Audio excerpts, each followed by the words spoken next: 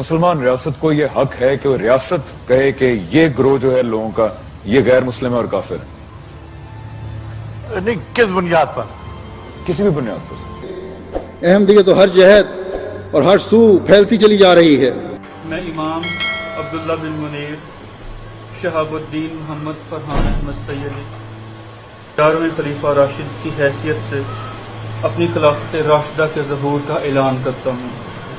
میں 11واں خلیفہ ہونے کے ساتھ ساتھ 12ویں اور آخری خلیفہ راشد امام محمد بن عبداللہ المہدی علیہ السلام کی خلافت کا بھی امین ہوں، لہذا آگے بڑھیں اور بیعت کو قبول کریں۔ حضور کے بعد اگر کسی نے دعویٰ کیا نبوت کا تو وہ کذاب، دجال، جھوٹا، کافر،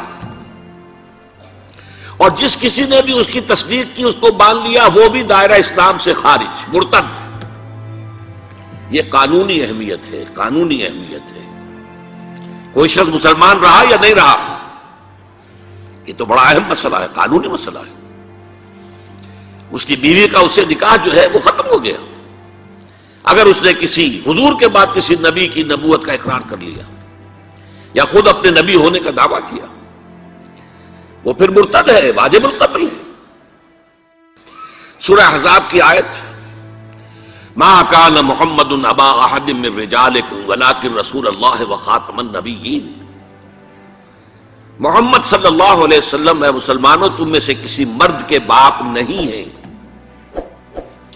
زید ابن حارثہ کو اگر حضور نے منہ بولا بیٹا بنا لیا تھا تو منہ بولا بیٹا کوئی حقیقت نہیں رکھتا، ورنہ آپ کسی مرد کے والد نہیں ہیں۔ آپ کو اللہ نے بیٹے دیے بھی ابتدا میں، وہ فوراً فوت ہو گئے۔ آپ کے عمر کے آخری دور میں بھی حضرت ابراہیم کی ولادت ہوئی، حضرت ماریہ قبطیہ کے بطن سے، وہ بھی فوت ہو گیا بچپن میں۔ تو ما کان محمد ابا احد من رجالکم ولکن رسول اللہ وخاتم النبیین، وہ تو اللہ کے رسول ہیں اور نبیوں کی مہر ہیں، مہر لگ گئی، اب یہاں سے کوئی اور شے نہیں نکل سکتی، یہ بند ہو گیا راستہ، یہاں سے اب کسی اور نبوت کے اجرا کا سوال پیدا نہیں ہوتا۔ دیکھیے ایک جامع ترمذی میں روایت ہے حضرت ثوبان سے رضی اللہ تعالی عنہ، حضور نے فرمایا انہ سیکون فی امتی 30 کذابون کلہم یزعم انہ نبی وانا خاتم النبیین لا نبی بعدی۔ آپ نے فرمایا میری امت میں 30 افراد ایسے اٹھیں گے جو دجال ہوں گے، کذاب ہوں گے، جھوٹے ہوں گے۔ ان میں سے ہر شخص جو ہے یہ گمان کرتا ہوگا اپنے بارے میں کہ وہ نبی ہے، حالانکہ میں خاتم النبیین ہوں، اور خاتم النبیین کے معنی کیا؟ لا نبی بعدی، اب میرے بعد کوئی نبی نہیں ہوگا۔ اس قانونی مفہوم کو بہت ہی عمدگی کے ساتھ یہاں واضح کر دیا گیا کہ اب چاہے دجال اٹھیں گے، حضور کے اپنے زمانے میں اٹھ گئے تھے، پھر اس دور میں تو بڑی تیزی کے ساتھ، بڑی رفتار جو ہے تیز ہو گئی ہے، زمانہ آخری آ رہا ہے، وہ 30 کی تعداد اب جو ہے پوری ہونی ہے۔ بہاءاللہ ایران میں اٹھا، غلام احمد قادیانی ہندوستان میں اٹھا، ابھی آپ کے ہاں ایک یوسف صاحب تھے، ان کو ویسے ہی ایک شخص نے گولی مار دی ہے سائیوال جیل میں، ورنہ وہ بھی کہتے تھے میں محمد ہوں صلی اللہ علیہ وسلم، معاذ اللہ ثم معاذ اللہ ثم معاذ اللہ۔ پچھلے دنوں خبر آئی تھی کہ ملتان میں کسی نے نبوت کا دعویٰ کر دیا ہے، وہ گرفتار کیا گیا، اس پر مقدمہ چل رہا ہے۔ تو یہاں حضور نے فرما دیا کہ 30 ہوں گے ایسے افراد میری امت میں سے کہ جو دعویٰ کریں گے، وہ جھوٹے ہوں گے، کذابون، اور جو دعویٰ کریں گے نبوت کا، حالانکہ میں خاتم النبیین ہوں اور میرے بعد کوئی نبی نہیں۔ لا تقوم الساعۃ، حضور نے فرمایا قیامت قائم نہیں ہوگی حتی یخرج 30 دجالون، جب تک کہ 30 دجال ظاہر نہ ہو جائیں، کلہم یزعم انہ رسول اللہ، جن میں سے ہر شخص یہ کہے گا اور سمجھے گا کہ میں اللہ کا رسول ہوں۔ یہ 2 حدیثیں ہیں لا نبی بعدی کے مفہوم کے اندر، قانونی مفہوم، جو ختم نبوت کا یہ مفہوم ہے کہ آپ کے بعد کوئی نبی نہیں۔ حضور فرماتے مثلی و مثل الانبیاء ہے، میری اور سابقہ انبیاء کی مثال ایسے ہے کہ مثل قصر، ایک ایسا محل کسی ہے جس کی تعمیر بہت عمدہ کی گئی، بہت شاندار قصر تعمیر کیا گیا، لیکن ایک اینٹ کی جگہ چھوڑ دی گئی، ایک جگہ پر رکھنا چھوڑ دیا گیا، وہ کمی ایک تھی کہ جو اس کے اندر باقی تھی۔ تو اس محل اور قصر کا طواف کرتے تھے لوگ، ارد گرد گھومتے تھے اور بہت تعجب کرتے تھے، کتنی شاندار عمارت ہے، کتنی عظیم عمارت ہے، کیسا عالیشان محل تعمیر کیا گیا ہے۔ سوائے اس ایک اینٹ کی کمی کے جو انہیں عجیب محسوس ہوتی تھی کہ یہ ایک اینٹ کی کمی کیوں رکھ دی گئی۔ اب حضور فرماتے فَكُنْتُ أَنَا، وہ اینٹ میں ہوں، میں نے اس اینٹ کے رکھنے کو پورا کر دیا ہے، میرے ذریعے سے قصر رسالت کی تکمیل ہو گئی ہے، اور میرے ذریعے سے مجھ پر رسالت کا اختتام ہو گیا۔ اب یہاں محل اور محل میں ایک کمی اور اس کمی کا آپ کے ذریعے سے پورا ہو جانا، یہ ہے تکمیل نبوت و رسالت کا معاملہ،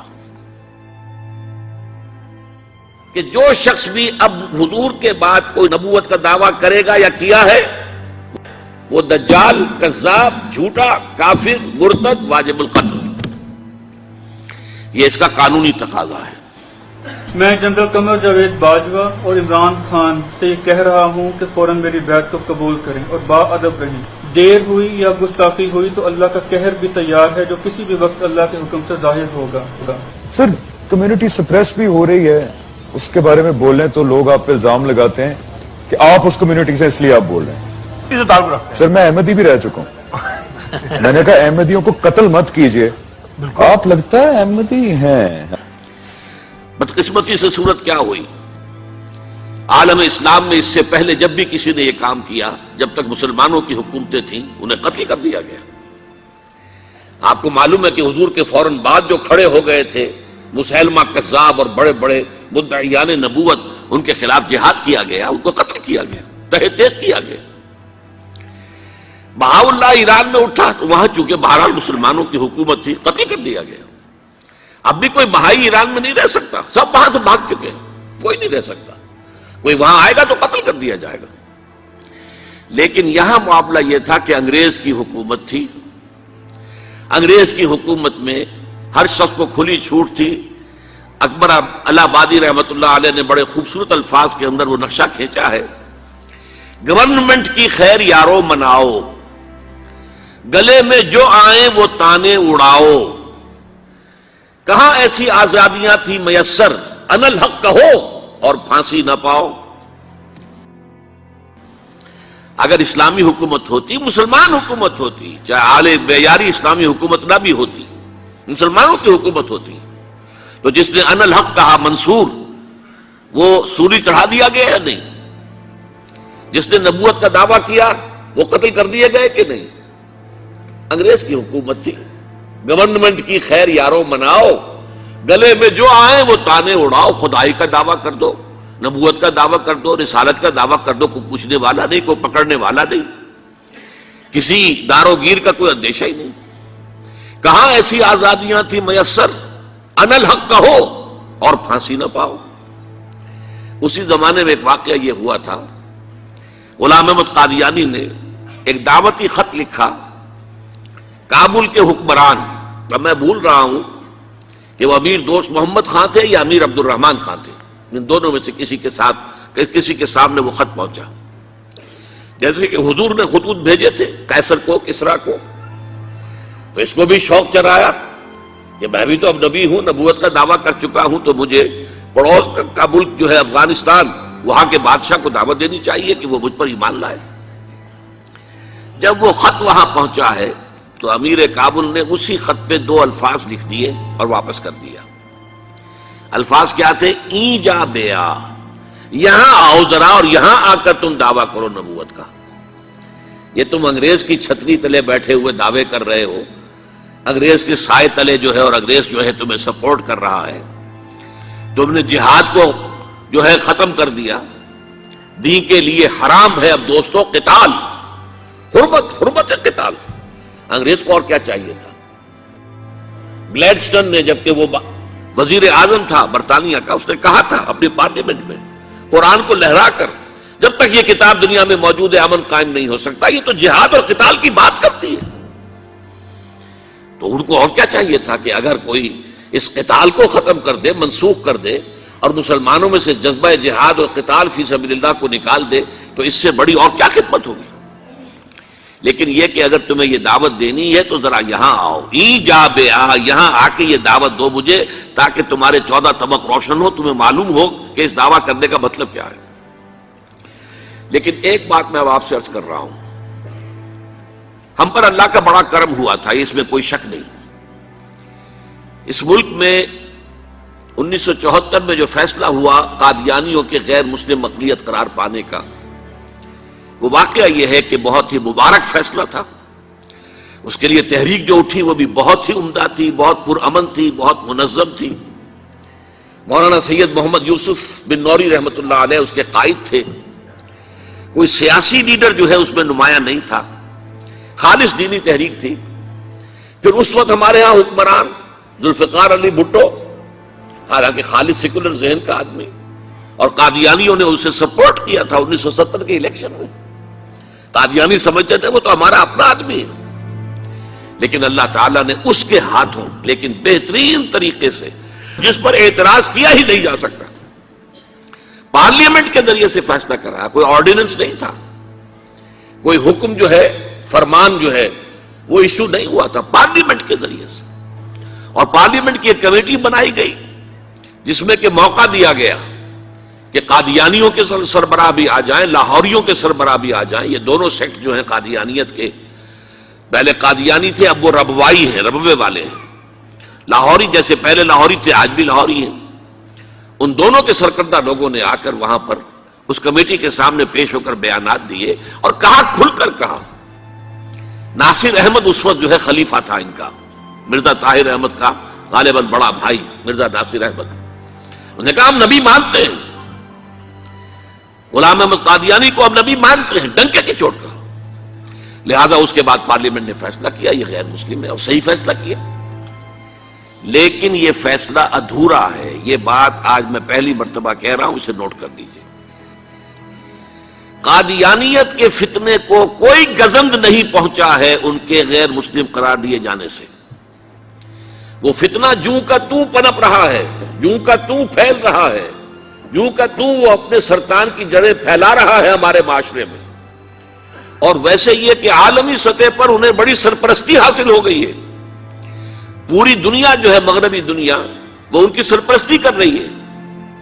لیکن یہ کہ اندرون ملک بھی اس فتنے کا قلع قبا اگر ہو سکتا تھا تو صرف اس وقت جبکہ اس فیصلے کا جو قانونی اور منطقی تقاضا ہے وہ بھی پورا کیا جاتا، اور وہ یہ کہ مرتد کو قتل کی سزا دی جاتی ہے.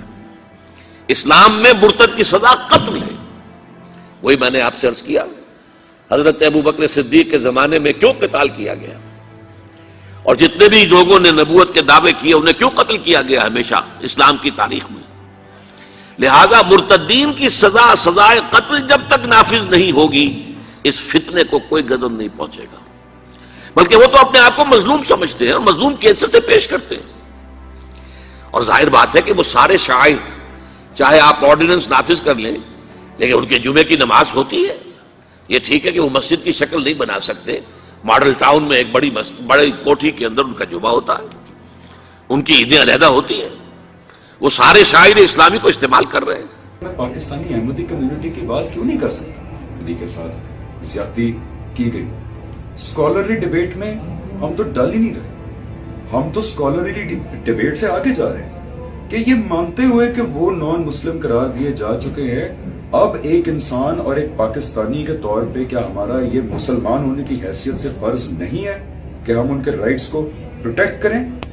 جو قادیانی حضرات ہیں، احمدی حضرات ہیں، یہ بھی ہمارے ملک و قوم کا سرمایہ ہیں، ہمارے بھائی ہیں، ہماری بہنیں ہیں، اور ہم کوئی اس میں دقیقہ فروگزاشت نہیں کریں گے. اور الٹا مظلومیت جو ہے اس کا لبادہ اوڑھ لیا ہے.